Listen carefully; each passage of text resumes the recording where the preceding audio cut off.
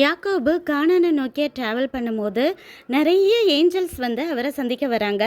இது தேவனுடைய சேனை அப்படின்னு சொல்லிட்டு அந்த இடத்துக்கு மக்னாயிம் அப்படின்னு பேர் வைக்கிறாரு. அப்போ போகிற வழியில் தான் அவருக்கு பயம் வருது. ஐயோ, நம்ம அண்ணனை ஏமாற்றிட்டு வந்துட்டோமே, ஏசா என்ன செய்வானோ அப்படின்னு சொல்லி பயம் வருது.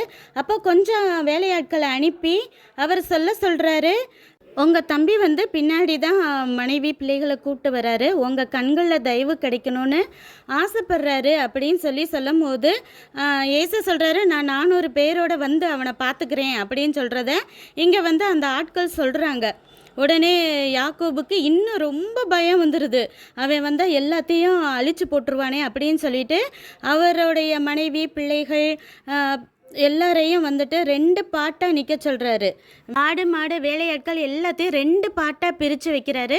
அப்போ அவன் கோவத்தில் வந்த முதல் பாட்டை அழிச்சா கூட இன்னொரு ஒரு பகுதியாவது தனக்குன்னு மிஞ்சுமே அப்படின்னு சொல்லிட்டு எல்லாத்தையும் அரேஞ்ச் பண்ணி வைக்கிறாரு.